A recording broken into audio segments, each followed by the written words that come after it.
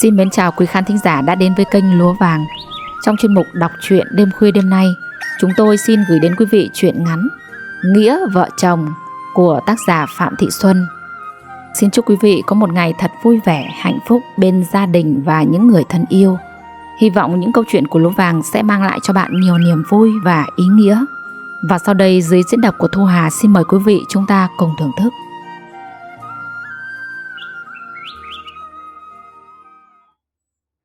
Có tiếng xe máy ngừng lại trước cổng, ánh đèn pha chiếu vào bên trong. Cả ba mẹ con Thùy Chi đều đứng dậy nhìn ra. Thành An chạy ào ra ngoài. Chỉ là một người khách đi nhầm nhà, Khang vẫn thấy chưa về. Thành An đi vào nhà với vẻ thất vọng.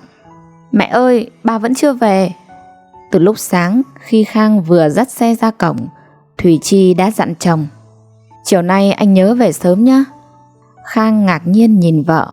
Có chuyện gì vậy em? Sáng nay bên anh với đối tác có họp, chứ anh không về đâu đấy. Thùy Chi mỉm cười. Tối qua anh đã nói em nhớ rồi mà. Em chỉ muốn nhắc anh chiều nay về sớm thôi. Anh nhớ chưa? Khang gật đầu. Nhớ rồi. Em làm như anh hay quên lắm á. Chứ còn gì nữa. Hôm nay mà anh quên thì liệu đấy. Được rồi. Nhưng có chuyện gì quan trọng mà dặn dò anh kỹ thế? Thùy Chi đưa ngón tay đặt lên môi. Bí mật, em không nói ra đâu. Anh tự nghĩ đi. Anh chịu thôi. Khang đi rồi, Thùy Chi còn vào quét dọn nhà cửa, chuẩn bị thức ăn bỏ vào trong tủ lạnh, rồi mới chuẩn bị đi dạy. Sáng nay cô không dạy 2 tiết đầu giờ, nên giờ giấc cũng khá thoải mái. Hai cô con gái đã đi học từ sớm, trường khá gần nhà, nên chúng tự chở nhau đi học bằng xe đạp. Chiều nay cả ba mẹ con đều được nghỉ ở nhà. Hai cô con gái cùng nhau trang trí lại phòng khách với những dây ruy băng và những quả bong bóng đầy màu sắc. Thùy Chi đi chợ mua hoa, trái cây và thức ăn. Rồi ba mẹ con cùng vào bếp, chuyện trò ríu rít để chuẩn bị cho một bữa ăn thịnh soạn. Vậy mà đến giờ Khang vẫn chưa thấy về. Thông thường công ty Khang chỉ làm đến 5 giờ 30 rồi về. Về đến nhà muộn lắm cũng chỉ 6 giờ. Đã không nhớ hôm nay là ngày gì rồi, còn không chịu về sớm, để cả nhà phải chờ đợi như thế này. Thành An nhìn lên đồng hồ rồi quay ra lại nói với mẹ. Mẹ ơi, mẹ, con đói bụng quá à? Thùy Chi nhìn con. Con cố đợi thêm tí nữa được không? Có lẽ ba sắp về rồi đấy. Thành An lại nhìn mâm cơm thịnh soạn, nhìn cái bánh ngọt trang trí 2 hình người với màu sắc bắt mắt, chép miệng. Toàn đồ ngon không à? Mà sao ba chưa chịu về mẹ nhỉ? Thanh Hương hiểu chuyện hơn, nó quay sang bảo em. Em cứ đợi tí, ba sẽ về ngay mà. Chị cũng đói, nhưng hôm nay mà không có ba thì làm sao được? Thành An lại nhăn mặt. Sao ba về lâu quá vậy mẹ? Mẹ ơi, mẹ gọi điện cho ba đi. Thùy Chi gật đầu. Từ chiều cô đã gọi cho anh 2 cuộc điện thoại nhưng anh không bắt máy. Cô lại gọi thêm một cuộc gọi nữa. Đằng kia có tiếng xin lỗi quý khách. Xin lỗi quý khách, hiện tại thuê bao quý khách tạm thời không liên lạc được. Xin quý khách vui lòng gọi lại sau. Thùy Chi bắt đầu lo lắng. Cô thầm nghĩ, hay là Khang đã xảy ra chuyện gì rồi? Mọi khi có về muộn anh cũng gọi điện về báo. Lòng cô nóng như lửa đốt. Cô nhìn vào danh bạ, thấy có số điện thoại của Ngâm, bạn cùng phòng với Khang. Cô gọi ngay cho Ngâm. Đầu dây kia có giọng khè khà. Ai gọi vậy? Xin lỗi, có phải là anh Ngâm không ạ? Alo, nói to lên. Bên kia đầu dây có tiếng nhạc sập sình. Có lẽ vì vậy mà người đầu dây bên kia không nghe thấy tiếng Thùy Chi. Cô phải nói thật to. Xin hỏi, anh có biết anh Khang ở đâu không ạ? Có tiếng cười của phụ nữ vọng lại, rồi giọng Ngâm cất lên ồm ồm. Khang ơi, Khang, có người gọi mày kìa. Anh Khang có ở đó không ạ? Cô là vợ Khang à? Vâng. Khang đang ngồi tiếp khách, để tôi gọi Khang cho cô nhé. Dạ thôi ạ, cảm ơn anh, chào anh. Thùy Chi tắt máy rồi ngồi phịch xuống ghế, giận hờn làm nước mắt cô trào ra 2 khóe mi. Thì ra cô đã lo lắng hão huyền. Thanh Hương tò mò nhìn mẹ. Sao rồi mẹ? Thùy Chi nhìn 2 con. Thôi, mình không chờ ba nữa, chúng ta ăn thôi. Thanh Hương tần ngần. Không đợi ba thêm tí nữa hả mẹ? Tự nhiên Thủy Chi mắng con: Thôi, chờ gì mà chờ, ăn cơm đi. Không khí trở nên ngột ngạt. Mới vừa rồi ba mẹ con hăm hở sắp xếp cái này cái kia để tạo niềm vui cho Khang, nhưng bây giờ nhìn Thủy Chi như một quả bóng xỉ hơi. Thanh Hương an ủi mẹ: Có lẽ công ty có chuyện gấp nên ba không về được. Mẹ còn có chúng con mà, mẹ đừng buồn mẹ nhé. Thủy Chi nhìn Thanh Hương, thương con gái quá. Mới bay lớn mà nó đã hiểu chuyện, nhưng cổ cô cứ nghẹn nghẹn. Cô chỉ ăn nửa bát cơm rồi ngừng đũa. Hai đứa trẻ thấy vậy chỉ dám len lén nhìn rồi ăn vội cho xong. Thanh Hương vừa dọn bát đũa vào mâm, Thủy Chi đã bảo: Hai con đi tháo hết ruy băng bong bóng ra hết cho mẹ, xong rồi lên phòng nghỉ ngơi chút xíu rồi học bài. Chén bát cứ để đấy, tí mẹ rửa cho. Dạ vâng ạ. Hai đứa trẻ líu xíu làm theo. Thủy Chi bưng mâm cơm hãy còn rất nhiều đồ ăn, mang đổ hết vào thùng rác. Riêng cái bánh kem cô cũng đã định vứt đi, nhưng nghĩ sao cô lại bỏ vào tủ lạnh. Dọn dẹp xong Khang vẫn chưa về, nhưng khi Thủy Chi bực bội mang chìa khóa ra định khóa cổng thì xe Khang cũng vừa trở tới. Khang chiếu đèn pha vào mặt vợ có ý trêu chọc, nhưng Thủy Chi đã giận dỗi quay đi. Khang mỉm cười gọi to: Anh về rồi vợ ơi. Anh đi luôn đi, về đây làm gì? Nói xong cô đi thẳng vào nhà. Khang dắt xe đi theo, vừa đi vừa hỏi: Sao em đi nhanh vậy, giận anh à? Khang dựng xe vào một bên rồi vội vã đi theo Thủy Chi. Anh xin lỗi, nhưng điện thoại anh hết pin, anh không kịp sạc. Em giận anh vì anh không gọi điện về phải không? Thủy Chi bây giờ mới chịu nhìn chồng. Anh có nhớ là sáng nay em đã dặn anh gì không? Khang vò đầu. Em dặn anh về sớm phải không? Tại anh em vui vì thắng được gói thầu nên rủ nhau đi, có cả giám đốc nữa. Sao anh lại về trước được? Anh theo bạn bè thì đi luôn đi, về đây làm gì nữa? Khang bắt đầu thấy bực dọc. Có phải anh muốn đâu, nhưng công việc của anh là thế. Thỉnh thoảng vì công việc anh vẫn về khuya cơ mà. Sao hôm nay em lại thái độ thế? Thủy Chi không nói gì, vào phòng đóng sầm cửa lại. Thanh Hương hé cửa phòng ra rồi ngoắt tay ra hiệu gọi Khang đến. Khang nói nhỏ: Sao mẹ giận vậy? Con là mẹ không vui à? Thanh Hương chu môi. Bà còn hỏi nữa, mẹ giận ba chứ còn ai vào đây nữa. Ba không nhớ hôm nay là ngày gì sao? Khang nhíu mày. Là ngày gì nhỉ? Là sinh nhật con à? Thanh Hương lắc đầu. Khang lại đoán: Không phải là sinh nhật mẹ chứ? Hay là sinh nhật Thành An? Bà chịu thôi, con nói ra đi. Thanh Hương lắc đầu ra vẻ không hài lòng. Mẹ giận ba cũng phải thôi. Hôm nay là kỷ niệm 16 năm ngày cưới của ba mẹ. Bà đã không về sớm, gọi điện không chịu bắt máy làm mẹ lo lắng. Còn mà là mẹ, con đã cho ba bye bye từ sớm rồi. Ba làm sao cho mẹ nguôi giận thì làm đi, con không thèm giúp cho ba đâu. Nói xong Thanh Hương đẩy Khang ra ngoài và đóng cửa lại. Khang gõ cửa nói vọng vào: Mọi hôm con về phe ba mà, sao hôm nay con thay đổi thế? Mọi hôm khác, hôm nay khác, ba ở ngoài đấy mà nghĩ cách đi. Khang đứng thừ người một lát, suy nghĩ cách để làm vợ nguôi giận. Sống với nhau từng ấy năm, Khang hiểu vợ rất dễ giận, nhưng cũng rất dễ làm lành. Rồi Khang chợt nhớ tới món quà vừa may mắn nhận được lúc chiều nay. Khang vội quay ra xe, lấy hộp quà đang để trong cốp xe ra, rồi lấy luôn chục cây kem Tràng Tiền đang treo ở tay lái mang vào nhà. Khang đến đứng trước phòng mình, thở ra một hơi rồi đẩy nhẹ vào. May là bên trong không chốt cửa. Thủy Chi đang nằm quay lưng ra ngoài. Khang rón rén bước vào trong. Anh đặt túi kem lên bàn rồi đến ngồi sau lưng vợ, giấu hộp quà sau lưng. Vợ anh lại giận hờn anh đấy à? Anh xin lỗi nhá. Quà kỷ niệm ngày cưới cho em nè, lấy không? Em không thèm. Không thèm thật không? Hay là để anh tặng người khác nhá? Anh đi mà tặng người khác đi. Anh đùa thôi mà. Anh vẫn nhớ hôm nay là kỷ niệm ngày cưới cơ à? Khang liến thoáng. Làm sao mà anh quên được? Chỉ do công việc, chứ anh nóng ruột muốn về lắm. Nhưng mà do điện thoại anh hết pin, anh lại không để ý. Đến khi nhớ ra thì lại không gọi điện cho em được. Khang lấy trong túi ra cái điện thoại, chia về phía Thủy Chi. Đây, em xem đi. Có phải anh nói thật hay không? Thủy Chi lắc đầu. Em cần gì kiểm tra? Vậy quà của em đâu?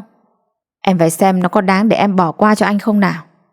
Khang chìa túi quà ra phía trước. Đương nhiên rồi, anh cam đoan là em sẽ hài lòng. Vậy em mở ra xem cái gì nào. Thủy Chi cầm túi quà rồi quay sang nhìn chồng. Không biết hôm nay là ngày gì mà em lại nhận được quà của chồng. Có lẽ ngày mai mặt trời sẽ mọc đằng Tây hay sao ấy. Cô mở lớp giấy gói bên ngoài và vui vẻ kêu lên một tiếng. Một bộ mỹ phẩm Vinline với đủ các loại serum dưỡng ẩm, kem nền, kem chống nắng đang hiện diện trước mặt cô. Quên cả giận, cô hôn lên má Khang. Chào ơi, chồng em hôm nay ga lăng thế. Rồi cô hỏi thêm, anh mua từ lúc nào vậy? À, không nói thì thôi vậy. Dù sao em cũng thích. Sau này nhớ phát huy đấy. Em cảm ơn anh. Thủy Chi nhìn thẳng vào mặt chồng rồi trả lại gói quà. Anh làm việc có lỗi sau lưng em. Hồi nãy em có gọi nghe tiếng phụ nữ trong điện thoại của anh ngâm. Lúc về anh mua quà hối lỗi chứ gì. Khang đứng lên cau có. Em thật là đa nghi. Món quà đó là anh vừa bốc thăm trúng thưởng đó. Vợ sếp bữa nay làm đại lý V-Line, nên sếp mua ủng hộ vợ làm quà tặng cho nhân viên đấy. Sao lại tặng quà phụ nữ? Thì chỗ anh cũng có vài người phụ nữ. Với lại nếu đàn ông như anh mà bốc trúng, chẳng lẽ vợ không được lợi à? Anh nghe nói dòng sản phẩm này đang được ưa chuộng đấy. Thì ra nhờ vậy mà em mới có quà. Khang lảo bào. Vậy em còn muốn gì nữa? Khang đứng dậy lấy túi kem bỏ vào tủ lạnh. Anh ngạc nhiên thấy có hộp bánh kem vẫn còn ở bên trong. Có sẵn 2 cây nến số 1 và số 6. Tự nhiên Khang thấy thương vợ. Có lẽ cô ấy đã cất công chuẩn bị, không phải chỉ hôm nay mà cả mấy hôm trước. Với Khang, hình thức không quan trọng lắm, nhưng anh cũng không muốn để Thủy Chi hiểu lầm là anh không trân trọng kỷ niệm ngày đám cưới của hai người. Khang gọi 2 cô con gái đến. Anh bưng hộp bánh kem ra, lấy ra mấy chiếc mũ trước đó Thủy Chi đã chuẩn bị đội lên đầu. 2 đứa trẻ cũng đã hiểu ba chúng muốn làm gì. Chúng phối hợp rất ăn ý. Cả 3 người nhẹ nhàng đi về phía phòng Kiên. Thủy Chi vẫn còn giận dỗi nằm yên. Khang và 2 con vừa đi vào vừa nghêu ngao hát.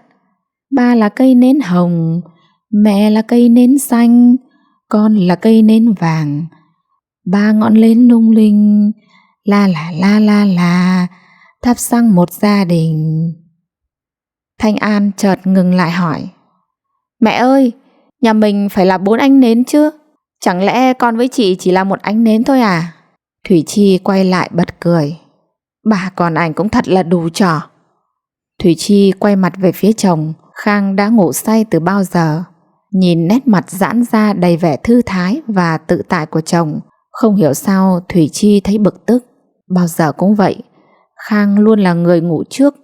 Thủy Chi thì chưa ngủ được. Cô còn nhiều điều muốn nói, muốn bàn bạc, muốn tâm sự, nhưng chẳng bao giờ Khang chịu lắng nghe cô đến cùng. Trước đây Thủy Chi đã từng nói điều này với chồng. Anh chỉ cười xòa và bảo rằng cả ngày làm việc vất vả rồi nên tối luôn thích đi ngủ sớm. Như hôm nay vừa cắt bánh kem ăn xong, chỉ kịp uống cốc nước lọc là Khang đã lên giường. Khi Thủy Chi dọn dẹp xong trở vào, tiếng ngáy của anh đã vang lên khe khẽ. Một ngày đặc biệt như vậy mà Khang có thể để vợ một mình mà đi ngủ. Thủy Chi giận dỗi quay mặt vào trong. Nhưng bây giờ có dỗi thì Khang cũng đã ngủ rồi. Thủy Chi lại quay lại lay người Khang, làm đủ mọi cách để Khang mở mắt ra. Nhưng Khang chỉ đáp lại bằng giọng ngái ngủ. Ôi, để cho anh ngủ đi, anh buồn ngủ lắm, Thủy Chi à. Thủy Chi thở dài buông Khang ra. Có lẽ anh buồn ngủ thật, chứ không thì anh đã chiều cô. Thủy Chi cố dỗ nhưng không sao ngủ được. Hai mắt cứ mở thao láo nhìn vào bóng đêm. Cô trở dậy đi sang phòng tắm. Nước mát làm Thủy Chi cảm thấy dễ chịu hơn đôi chút. Thủy Chi nhìn vào chiếc gương treo trước mặt. Một phụ nữ có làn da trắng hồng, thân hình cân đối, khuôn mặt đầy đặn với đôi mắt đen quyến rũ đang nhìn Thủy Chi. Trông cô còn đẹp hơn cả thời con gái. Thủy Chi thở dài. Vậy mà Khang hình như không hề nhận thấy điều đó. Anh không hề khen vợ lên một câu, trong khi vẫn có nhiều ánh mắt đang nhìn theo cô ngưỡng mộ. Hay là anh quá quen thuộc với cô rồi nên không thấy được sự hấp dẫn của một người phụ nữ xấp xỉ tuổi 40. Khang vẫn chỉ mải mê với thú vui công việc của một người kỹ sư xây dựng có tài. Thủy Chi không hiểu có gì thú vị và lôi cuốn từ những công trình mà Khang say mê chúng đến thế. Mỗi ngày nếu không có cơ hội nói đến dự án này, công trình kia với sắt thép, dầm cọc, cốt pha, xi măng, hổ vữa, chắc là Khang không chịu được. Ở công ty Khang đã vùi đầu với công việc. Về nhà anh cũng mang công việc về theo. Anh muốn chia sẻ với Thủy Chi công việc anh đang làm, truyền đam mê cho cô. Nhưng Thủy Chi thì lại không muốn nghe chồng kể về các kết cấu công trình, các bản vẽ kỹ thuật hoặc cách tính toán cụ thể. Thủy Chi chỉ muốn nghe từ Khang những lời âu yếm ngọt ngào, những cử chỉ ân cần của những người đang yêu nhau. Dù họ đã trở thành chồng vợ từ lâu, Khang không phải là tuýp người lãng mạn như Thủy Chi mong muốn. Khi Thủy Chi giận dỗi hỏi Khang tại sao như thế, thì anh chỉ cười ngượng nghịu bảo rằng tính anh như vậy rồi, không thể nào thay đổi được. Nhưng mẹ Thủy Chi biết chuyện thì cho rằng anh đam mê công việc như vậy là quá tốt. Những người đàn ông ham mê tiểu sắc mới là đáng ngại. Rồi bà còn bảo cô phải biết trân trọng kho báu bên cạnh mình. Cô chỉ mỉm cười khi nghe mẹ nói như vậy. Cô biết nếu tranh cãi bà sẽ lại mắng cô. Khang còn là một người vô tâm, chẳng bao giờ Khang nhớ đến ngày sinh nhật của vợ con. Kể cả sinh nhật của mình, anh cũng còn quên. Chưa bao giờ Thủy Chi nhận được quà từ chồng nhân ngày sinh nhật, ngày tình yêu hay ngày lễ phụ nữ. Nếu Thủy Chi có nhắc khéo thì anh bảo Thủy Chi thích gì thì cứ mua sắm, anh không dành những đồ dành cho phụ nữ đâu. Nếu em không thích thì sao? Thủy Chi lắc đầu thất vọng. Nếu thế thì còn nói làm gì nữa, em muốn được nhận quà từ anh cơ. Chứ em mà tự đi mua thì còn ý nghĩa gì nữa. Sao em cứ phức tạp vấn đề lên thế? Chúng mình là vợ chồng, em mua cũng như anh mua rồi. Đồ em sắm lại vừa ý em hơn, có gì đâu mà em phải nói như vậy. Nhưng em vẫn thích quà của anh. Khang cười. Cuộc đời anh là món quà lớn nhất anh dành cho em rồi, em còn muốn gì nữa? Nghe chồng nói thế, Thủy Chi còn biết phải trả lời sao đây. Hôm nay là ngày kỷ niệm 16 năm ngày cưới. Thủy Chi biết Khang chẳng nhớ chút gì, chỉ là do con gái nói lại. Anh đã về muộn lại còn đi ngủ sớm. May mà anh bốc trúng món quà mỹ phẩm, không thì anh đã lại về tay không. Và dù Thủy Chi có giận dỗi đi nữa, Khang cũng sẽ tỏ ra là không có chuyện gì xảy ra. Khang là người của công việc, tính anh thực tế, khô khan. Đi làm về Khang lại vùi đầu vào đống sách vở chuyên môn, tưởng như nếu anh không trau dồi kiến thức thì thế giới đến ngày tận thế mất. Khang là người làm nghề xây dựng, nhưng anh không hề bê tha, chén anh chén chú như một vài đồng nghiệp khác. Có lẽ do công việc của anh chủ yếu làm trong văn phòng, không phải đi ra ngoài công trường. Thỉnh thoảng anh cũng đi nhậu lai dai với bạn bè đồng nghiệp. Những lần ấy, ít khi anh về quá 9 giờ. Từ khi nghị định của chính phủ ban hành về việc phạt mức nồng độ cồn đối với người lái xe khi tham gia giao thông, Khang từ chối hầu hết những cuộc nhậu ở quán như tối nay. Mặc dù có tham gia nhưng anh chẳng uống một giọt rượu nào. Công việc buộc Khang phải giao lưu với nhiều người, kể cả phụ nữ. Về chuyên môn, Khang có thể nói thao thao bất tuyệt, nói hàng giờ không biết mệt. Nhưng về những chuyện khác, có lẽ không phải là sở trường của anh, nên lắm lúc anh im như thóc, phải hỏi thì anh mới trả lời. Anh lại là người bộc trực, quyết đoán mạnh mẽ, lại thừa hưởng phong cách của người lính. Sau 2 năm đi nghĩa vụ quân sự, cách ăn mặc cũng đơn giản, quần tây sơ mi, đi làm thì khoác thêm chiếc áo công ty vào. Thú vui của anh thật đơn giản, sáng uống một cốc cà phê, buổi tối thì chăm cây cảnh và mấy con cô gái. Có đợt anh đi công tác 1 tuần, Thủy Chi quên mất cho chim uống nước, thế là lúc về có 2 con đã chết queo từ lúc nào. Vì chuyện này mà anh mắng Thủy Chi, đó là lần đầu tiên giọng anh gay gắt đến như vậy. Anh cũng là người mê bóng đá, hễ có trận cầu nào đội tuyển Việt Nam thi đấu, anh đều theo dõi, đôi khi còn hò hét làm cho Thủy Chi mất cả ngủ. Vậy mà các bạn Thủy Chi vẫn bảo cô phải biết giữ chồng, chứ nếu không có một hôm đẹp trời nào đó, có cô nào cuỗm mất. Nhưng cô chỉ mỉm cười tự tin, nghĩ rằng Khang sẽ chẳng bao giờ phản bội lại cô để đi theo người đàn bà nào khác. Trong khi đó, trái với Khang, Thủy Chi là người đầy mơ mộng.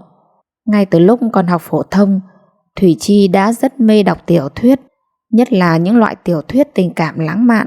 Chỉ cần đọc thấy một nhân vật nào đó có số phận bi thương là cô lại không cầm nổi nước mắt. Khang thường trêu cô đó là nước mắt cá sấu, nhưng cô không thèm giận. Vì yêu văn học mà Thủy Chi đã theo trường sư phạm khoa văn, mặc dù môn toán cô học khá tốt. Sau khi ra trường, Thủy Chi còn định xin vào làm ở một thư viện của phường. Khang muốn Thủy Chi trở thành cô giáo, nhưng anh không phản đối quyết định của cô. Nhưng ba của Thủy Chi nhất quyết không bằng lòng để cô trở thành một thủ thư. Thủy Chi không thích đi dạy lắm. Cô thi hú họa vào một trường trung học phổ thông, ai ngờ cô đậu ngay với số điểm cao nhất đợt đó.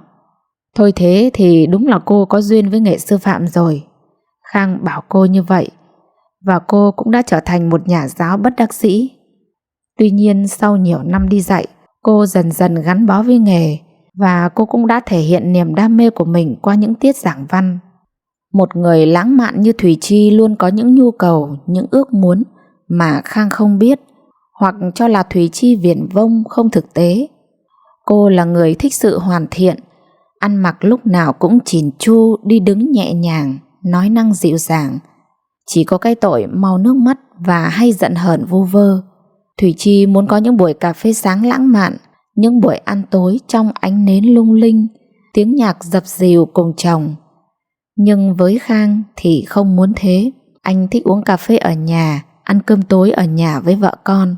Ánh nến lung linh, tiếng nhạc dập dìu là thứ mà anh cho là xến xúa và muốn tránh xa. Không thực hiện được ước muốn của mình, Thủy Chi thấy cuộc sống trở nên tẻ nhạt và nhàm chán. Trước khi kết hôn, Thủy Chi đã háo hức biết bao nhiêu, đã xây dựng nhiều kế hoạch hoa hồng cho tương lai của hai người. Nhưng thực tế thì không như Thủy Chi đã nghĩ. Đáng lẽ ra một người mê sách và một người thích truyện sống với nhau sẽ có nhiều điểm tương đồng, nhưng vợ chồng Thủy Chi lại khác. Khang cho rằng vợ chỉ thích những loại sách vô bổ, nó làm cho con người ta trở nên mềm yếu và xa rời thực tế. Còn Thủy Chi lại bảo những chồng sách nghiên cứu của chồng là khô khan, nó làm cho con người ta trở nên lạnh lùng và thực dụng. Mỗi người đều tạo cho mình một khoảng trời riêng và nhìn khoảng trời của người kia bằng ánh mắt khá thiên lệch. Thêm nữa, quan điểm và sở thích của hai người khá khác nhau. Nếu Khang thích sự đơn giản thì Thủy Chi lại chuộng kiểu cầu kỳ. Nếu Khang muốn không gian sôi động thì Thủy Chi lại ưa yên tĩnh, nhẹ nhàng. Tính cách hai người như thế, nhưng trong mười mấy năm sống chung, người này tôn trọng cách nghĩ của người kia nên chưa hề xảy ra xung đột gì lớn. Tùy theo từng trường hợp cụ thể khác nhau mà một trong hai người sẽ chủ động làm hòa trước. Khang tuy không phải là mẫu đàn ông lý tưởng của Thủy Chi, nhưng anh luôn làm tròn trách nhiệm của một người chồng, người cha. Thủy Chi không thể trách anh một điều gì cụ thể, nhưng sống với Khang, Thủy Chi vẫn thấy thiếu một cái gì đó, tuy mơ hồ nhưng không kém phần quan trọng. Trước khi quen Khang, Thủy Chi cũng đã một lần yêu. Người yêu Thủy Chi là Hải, một sinh viên cùng lớp. Hải cao ráo, khá đẹp trai, nói chung là ga lăng. Mối tình đầu thơ mộng ấy bắt đầu ngay từ kỳ học đầu tiên của năm thứ nhất, đã kéo dài gần 2 năm, với nhiều kỷ niệm đẹp mà Thủy Chi vẫn còn lưu giữ. Đến đầu năm thứ 3 thì hai người chia tay.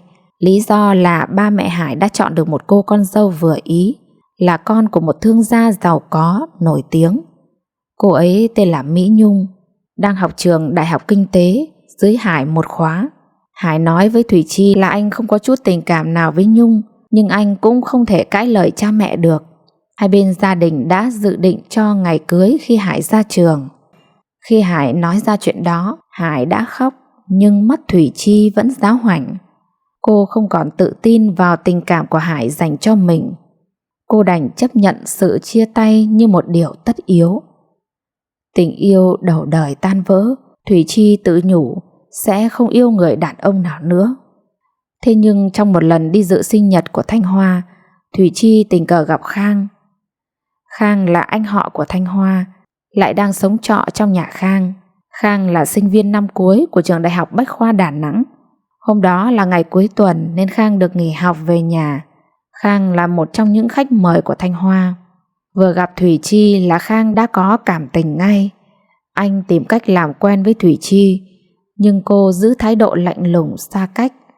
Thời ấy chuyện viết thư chưa phải là vấn đề xa xỉ như bây giờ. Khang đã viết cho Thủy Chi bức thư tỏ tình đầu tiên, rồi những bức thư tiếp theo đường bưu điện. Lúc đầu Thủy Chi chỉ đọc vì tò mò và cũng không trả lời gì cho Khang. Không phải vì cô ghét Khang, nhưng cô không muốn mất thời gian vì một người xa lạ. Nhưng những cánh thư vẫn liên tục gửi về. Rồi mỗi 2 tuần anh lại ra Huế để gặp Thủy Chi, dù chỉ để nhìn cô trong chốc lát, làm cho cô dần dần siêu lòng. Hơn nữa Thanh Hoa và lũ bạn cứ vun vào cho hai người. Tảng băng lạnh lùng trong lòng Thủy Chi dần dần tan ra, nhường chỗ cho những tình cảm mới lạ dành cho Khang mà cô tưởng chừng đã nguội lạnh từ sau khi chia tay với Hải. Và rồi tình yêu cũng đủ lớn để Thủy Chi có thể đợi chờ Khang thực hiện nghĩa vụ quân sự sau khi anh tốt nghiệp đại học. Họ kết hôn ngay khi Khang ra quân. Mãi gần đây Thủy Chi mới phát hiện ra tác giả của những bức thư tình ngày xưa Khang gửi cho cô là Thanh Hoa. Thì ra ngày ấy Khang vẫn thường xuyên gọi điện nhờ cô em họ mách nước phải viết thư như thế này, phải viết thư như thế nào cho hợp ý nàng. Việc tán đổ Thủy Chi quả là có một phần công không nhỏ của Thanh Hoa. Thủy Chi đã tức tối biết bao nhiêu với cảm giác một người bị lừa. Thế mà lâu nay cô vẫn cất những bức thư ấy trong một chiếc hộp xinh xắn và xem như là báu vật của mình. Thủy Chi đưa điều này ra nói với Khang thì Khang trả lời: có ai lừa dối em đâu, anh yêu em thật lòng mà. Thanh Hoa chỉ là một người giúp một kỹ sư khô khan như anh nói lên tình cảm của anh đối với em thôi mà. Thủy Chi chưa biết nói sao thì Khang lại hỏi: em lấy anh vì yêu con người thật của anh hay là vì những bức thư kia? Thủy Chi trả lời rất thật: Em lấy anh vì những lời đường mật trong bức thư đó. Khang lại tưởng Thủy Chi đùa, phá lên cười thích thú: vậy thì phải cảm ơn nhỏ Thanh Hoa nhiều. Hồi đó cô ấy là quân sư của anh đấy. Mà sao em lại gọi những lời đường mật là những lời ngọt ngào mới đúng chứ? Thủy Chi tức tối: vậy mà anh còn cười được, lại còn chơi chữ với em nữa chứ. Không vậy thì làm sao giờ? Thủy Chi nhìn chồng, biết còn phải làm sao một khi ván đã đóng thuyền. Mặc dù vẫn cứ ấm ức, nhưng Thủy Chi biết phải làm sao đây. Chẳng lẽ vì những bức thư ấy mà Thủy Chi đòi chia tay với chồng sao? Người ngoài cuộc có lẽ sẽ thấy như một trò đùa, nhưng Thủy Chi lại thấy như bị xúc phạm. Tình yêu của cô đã có người thứ ba biết đến, cho dù đó là em họ của Khang cũng thế. Thủy Chi xuất thân từ một gia đình nề nếp, ba mẹ Thủy Chi không bao giờ cho phép Thủy Chi làm như thế. Những lúc Thủy Chi đến than vãn về chồng với mẹ Thủy Chi đã chẳng cảm thông cho con gái, còn giày la Thủy Chi và bênh con rể chằm chặp. Không hiểu sao mà ba mẹ cô quý Khang đến vậy, có khi còn làm cô phải ganh tị với chồng.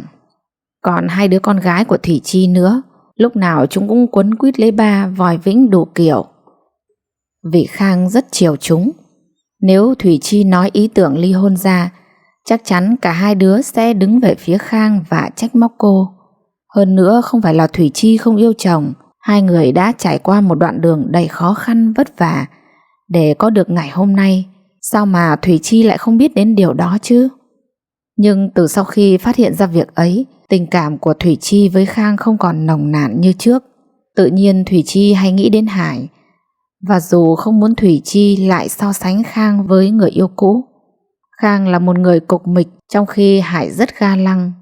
Khi còn bận rộn với những yêu cầu cơm áo gạo tiền, Thủy Chi không có thời gian để nhận ra. Nhưng bây giờ, khi những chuyện đó không làm khó Thủy Chi nữa, thì cô lại mơ ước những thứ khác. Thủy Chi chợt nhận ra có những cái Thủy Chi cần, nhưng Khang không đáp ứng được. Hải một lần nữa lại xuất hiện trong đời Thủy Chi. Dù chỉ là xuất hiện cái bóng của dĩ vãng, nhưng cũng đủ sức tạo ra khoảng cách giữa Thủy Chi và chồng. Thủy Chi quên mất lý do tại sao mà hai người chia tay. Thủy Chi quên rằng Nếu ngày ấy Hải thực sự yêu Thủy Chi thì sao Hải có thể dễ dàng nghe lời ba mẹ lấy người khác làm vợ. Cô đã bắt đầu ngoại tình trong suy nghĩ mà cô chưa kịp nhận ra. Thủy Chi trở về phòng, Khang vẫn ngủ say như một đứa trẻ. Tiếng ngáy đều đều. Thủy Chi ngồi xuống giường ngắm chồng rất lâu. Đây là người đàn ông mà Thủy Chi đã san sẻ gắn bó với nhau suốt đời ư? Dưới ánh sáng xanh dịu của ngọn đèn ngủ, Khang bỗng trở nên xa lạ với Thủy Chi. Năm tháng và tuổi tác đã làm Khang có chút thay đổi. Mái tóc Khang đã bắt đầu thưa và hói, đôi mắt đã có vài nếp nhăn, chiếc bụng bắt đầu xệ xuống. Thủy Chi thở dài, dù sao Khang cũng đã sắp tròn 40 rồi còn gì. Đã lâu rồi Thủy Chi mới có dịp về thăm trường cũ. Lòng Thủy Chi bồi hồi xao xuyến. Đứng dưới tán cây phượng vĩ già, những kỷ niệm của một thời đi học chợt hiện về. Ngày ấy sao mà vui thế. Thủy Chi đã ngây thơ nhìn đời qua màu đỏ rực rỡ của hoa phượng. Với Thủy Chi lúc bấy giờ, cái gì cũng đẹp, cũng nên thơ. Và Thủy Chi đã có tình yêu đầu tiên cũng đẹp như thế. Thủy Chi chợt thở dài.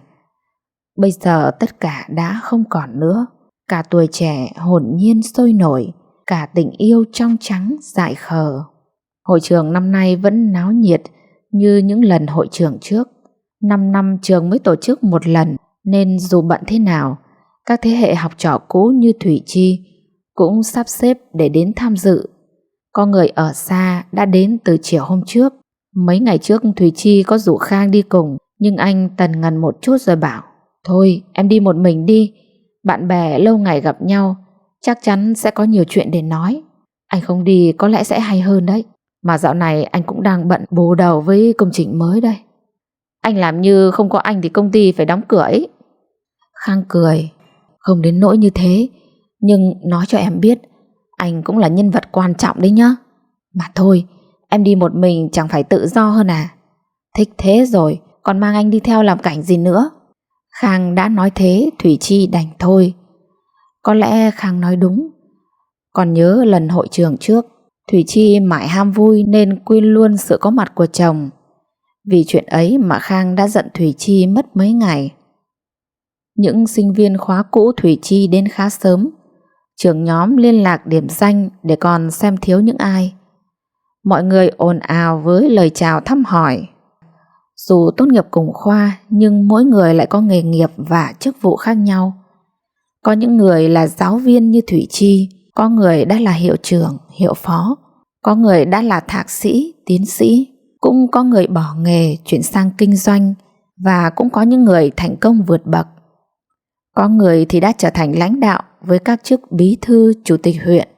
Không biết trong lòng mọi người nghĩ như thế nào, nhưng bên ngoài mọi người đều hòa đồng trong niềm vui giao lưu gặp gỡ. Tiếng nói, tiếng cười nổ như bắp rang. Thủy Chi cũng hòa nhập trong không khí sôi động. Cô nhìn quanh để tìm gương mặt thân thương nhất, nhưng thất vọng vì không tìm thấy ai. Chợt phía sau có người kéo tay Thủy Chi. Thủy Chi quay lại và reo lên mừng rỡ: ôi, Lệ Hằng! Hai người ôm lấy nhau.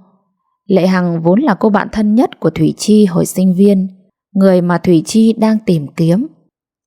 Sau khi ra trường, Lệ Hằng theo chồng, cũng là bạn cùng lớp, vào ban mê thuật và cả hai đều đi dạy ở trong đó. Dù hai người ít có dịp gặp nhau nhưng vẫn thường xuyên liên lạc qua điện thoại. Thời đại thông tin, chỉ cần bấm máy là đã thấy mặt nhau. Nhưng thế mà họ vẫn muốn giáp mặt với nhau mới thích. Sau phút vồ vập ban đầu, Lệ Hằng kéo Thủy Chi ra một góc rồi gật gù: chào ôi, bạn tôi lúc này xinh quá, anh Khang không đi cùng bạn à? Thủy Chi cười: thì anh ấy lúc nào mà chẳng dầm với cọc, bỏ đi thế nào được. Thế Thành đâu rồi? Lệ Hằng nghênh mặt lên: bọn mình đã quán triệt từ trước là người nào có nhóm của người ấy. Lâu lâu phải tách nhau ra chứ cứ dính lấy nhau thì mệt lắm. Ái chà, ghê nhỉ. Thế Thanh Hoa đâu, sao không thấy? Nhỏ Thanh Hoa đi Úc du lịch rồi, tuần sau mới về cơ. Lệ Hằng chép miệng: cái con bé ấy xấu xướng thật đấy. Rồi nhìn Thủy Chi dò xét: này, Thủy Chi có còn nhớ chàng không? Thủy Chi ngờ ngợ. Chàng nào? Lệ Hằng cười. Còn chàng nào nữa, Hải đó. Nghe nhắc đến Hải, tự nhiên Thủy Chi thấy xao xuyến. Thủy Chi cúi xuống để giấu đôi má đang đỏ bừng lên. Lệ Hằng trêu. Thấy chưa, nhắc đến chàng là có người đỏ mặt liền. Thủy Chi thở dài. Đừng đùa kiểu ấy, ai cũng có gia đình hết rồi bà cô ạ. Lệ Hằng chợt trầm ngâm. Đùa chút thôi, những chuyện ngày xưa ấy bây giờ là dĩ vãng rồi. Mình chỉ nhắc nhở Thủy Chi tí thôi. Đừng có say nắng say mưa tình cảm đấy nhá. Thủy Chi mím môi. Lệ Hằng tưởng mình là đứa dễ dãi lắm hay sao mà nói như vậy? Mình chỉ đề phòng thôi bạn ạ. Tự nhiên Thủy Chi bật cười. Lệ Hằng nhăn mặt. Cái con nhỏ này cười cái gì chứ? Người ta lo cho đấy, biết không? Đúng lúc đó có tiếng của trưởng nhóm gọi mọi người vào chuẩn bị dự lễ kỷ niệm. Thủy Chi nhìn quanh. Cô thấy Hải đang đứng cùng với Thành và nhóm bạn nam. Đây là lần thứ 2 Hải tham dự hội trường. Lần vừa rồi anh không đến. Thủy Chi cũng chưa từng nghĩ sẽ gặp lại anh hôm nay. Thủy Chi lại liếc nhìn về phía bên kia. Hải đang nói chuyện với một người bạn cùng học khác. Cái dáng cao cao ấy không lẫn với ai được. Hải đứng quay lưng về phía Thủy Chi, nhưng cô vẫn hình dung ra được khuôn mặt đẹp trai với những đường nét hài hòa. Đó là khuôn mặt của chàng sinh viên khoa văn gần 20 năm về trước mà Thủy Chi vẫn ghi nhớ. Hải chợt nhìn về phía Thủy Chi làm tim cô tự dưng đập rộn ràng trong lồng ngực. Cô phải hít thở thật đều để ngăn những cảm xúc đang dâng trào. Thì ra đã bao lâu rồi mà cô vẫn còn nhớ đến anh, kẻ bạc tình bạc nghĩa. Thành kéo tay Hải tiến về phía Thủy Chi và Lệ Hằng. Hải đi lướt qua Thủy Chi mà như không nhìn thấy Thủy Chi hoặc không nhận ra Thủy Chi. Điều ấy làm cô cảm thấy hơi tự ái. Nhưng rồi Hải cũng mỉm cười chào cô và chìa tay ra. Cái bắt tay xã giao và lạnh nhạt. Cô không hiểu vì sao Hải lại cố ý làm ra vẻ hờ hững như vậy. Thủy Chi thở dài. Có lẽ Hải đã cư xử đúng. Tuy thế cô vẫn cảm thấy buồn bâng quơ. Suốt buổi lễ, Thủy Chi cứ suy nghĩ vẩn vơ. Cô không nghe bài diễn văn đầy sức thuyết phục của thầy hiệu trưởng, cũng không để ý đến lời phát biểu cảm động của đại diện các thế hệ thầy và trò các khóa đầu tiên. Đến khi Lệ Hằng kéo tay Thủy Chi trầm trồ vẻ đẹp lãng hoa trường vừa được tặng, cô mới chú ý đến việc trường đang được nhận huân chương lao động hạng 3. Sau buổi ăn trưa, mọi người nghỉ tại khách sạn đã đặt từ trước. Các nhóm bạn không ngủ, tha hồ cùng nhau tán chuyện, nhắc lại những kỷ niệm ngày xưa, kể cho nhau nghe về cuộc sống hiện tại. Thủy Chi và Lệ Hằng cũng thế. Hai cô nói chuyện và cười rúc rích như cái thời còn sinh viên. Đang nói chuyện về các con, tự nhiên Lệ Hằng xoay qua chủ đề khác. Cô nhìn Thủy Chi. Này, tớ hỏi thiệt, có nhớ chàng không đấy? Nhớ gì mà nhớ? Thật á? Không thật thì đùa à? Vậy sao khi mình nhắc đến Hải, Thủy Chi lại đỏ bừng mặt lên như thế? Bạn không biết che giấu cảm xúc đâu đấy nha. Thủy Chi chống chế. Thì là phản ứng tự nhiên thôi, chứ bây giờ còn nhớ thương gì nữa. Gần 20 năm rồi còn gì. Ai cũng có gia đình, có bổn phận cả. Chẳng phải thời gian mới đây cô thường hay nghĩ đến Hải sao? Chẳng phải tim cô đập rộn ràng xao xuyến khi nhìn thấy Hải hay sao? Nhưng cô vẫn không muốn phá vỡ tổ ấm của mình, cũng không muốn làm gì có lỗi với chồng. Lệ Hằng lại không biết được suy nghĩ trong lòng bạn. Cô bảo Thủy Chi nghĩ được như vậy là tốt, chứ sao, mình có còn nhỏ dại như ngày xưa nữa đâu. À, hôm trước khi mình chuẩn bị ra, mình nghe ông Thành nhà mình bảo kỳ này Hải ra tham dự hội trường. Có tuổi rồi, ai cũng thấy cuộc sống thật vô thường. Còn có cơ hội được gặp nhau thì cứ gặp, còn vui được thì cứ vui. Mình cũng nghĩ như vậy đó Lệ Hằng à. Lệ Hằng ngần ngại một tí rồi nói, có chuyện này mình muốn nói với Thủy Chi luôn. Hải có nhờ ông Thành nhà mình tạo cho hai người một chút cơ hội, chỉ là nói chuyện riêng với nhau. Hải muốn gặp bạn một lần để tạ tội. Tạ tội? Tạ tội làm gì? Mình đã quên những chuyện ngày xưa rồi. Mà muốn xin lỗi cứ gọi điện, làm gì mà rườm rà quá vậy? Lâu giờ có liên lạc gì đâu. Thì thế. Mình cũng phản ứng chuyện gặp riêng, nhưng nghe nói Hải tha thiết quá nên anh Thành đành phải đồng ý giúp đỡ. Thủy Chi không còn cảm xúc gì với Hải thì tốt rồi, thì bạn cứ nói chuyện bình thường, cho người ta tạ tội một lần. Như vậy có nên không? Thì mình nghe Thành kể, Hải nói bao nhiêu năm nay lúc nào cũng ân hận vì đã chia tay với Thủy Chi đấy. Hãy cho cậu ta thanh thản trong lòng. Vậy thì có lợi cho Hải quá. Thôi, hận thù nên giải không nên kết. Hơn nữa hồi đó hai người chia tay nhau một cách êm đẹp cơ mà. Thủy Chi lặng lẽ, Lệ Hằng cũng không nói gì thêm. Thời gian trôi thật nhanh. Những người bạn tạm gác câu chuyện riêng tư để tiếp tục chương trình. Mọi người nhanh chóng thay quần áo, trang điểm trước khi ra xe.